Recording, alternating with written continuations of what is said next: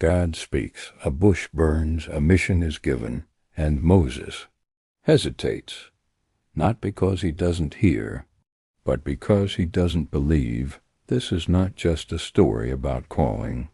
It's a story about insecurity, about wrestling with inadequacy in the face of divine purpose.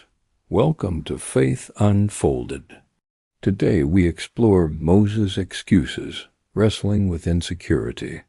Moses is tending sheep. 40 years in the wilderness. A prince turned fugitive.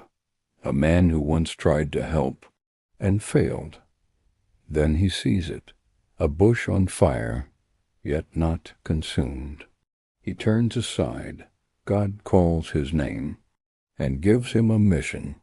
Go. I am sending you to Pharaoh to bring my people out of Egypt. It's clear, it's direct, it's divine. And Moses panics. Moses says, "Who am I that I should go to Pharaoh?"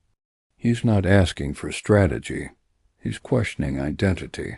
He's saying, "I'm not enough. I'm not qualified. I'm not who I used to be." And God doesn't argue. He simply says, "I will be with you." Here's the twist. God doesn't boost Moses' self-esteem. He redirects it, because calling isn't about confidence. It's about presence. Moses asks, "What if they ask your name?" He's not just curious. He's stalling. And God replies, "I am who I am." Tell them, "I am has sent you." It's not just a name. It's a promise. I am means God is present, constant, unchanging, and Moses still hesitates. Moses says, "What if they don't believe me?" He's projecting rejection. He's anticipating failure. So God gives him signs, a staff that turns into a snake, a hand that becomes leprous and then healed, water that turns to blood. God meets insecurity with evidence, but Moses still resists. Moses says, "I'm slow of speech and tongue."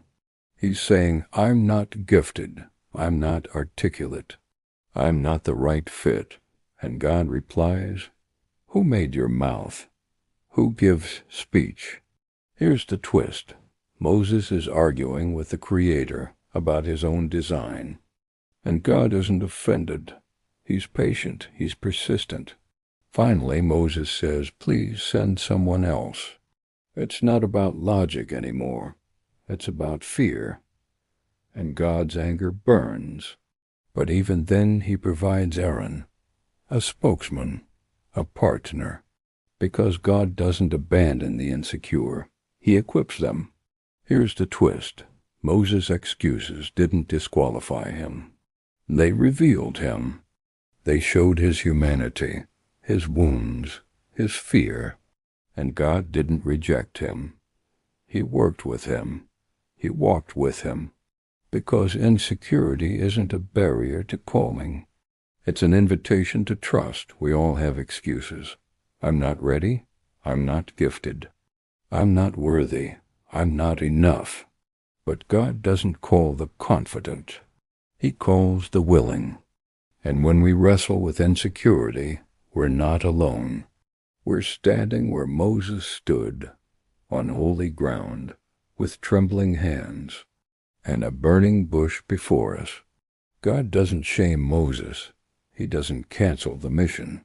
He meets every excuse with grace, presence, power, partnership, because God's plan doesn't depend on our perfection. It depends on our surrender. Moses would go on to confront Pharaoh, part the Red Sea, lead a nation. But it started with excuses, with insecurity, with wrestling. And that's the beauty of calling. It's not about being ready. It's about being real. So if you're making excuses, if you're wrestling with insecurity, you're not disqualified. You're being invited to trust, to step forward, to believe that I am is enough. Thanks for watching Faith Unfolded. Subscribe, share, and remember your insecurity doesn't cancel your calling. It just makes room for God to show up.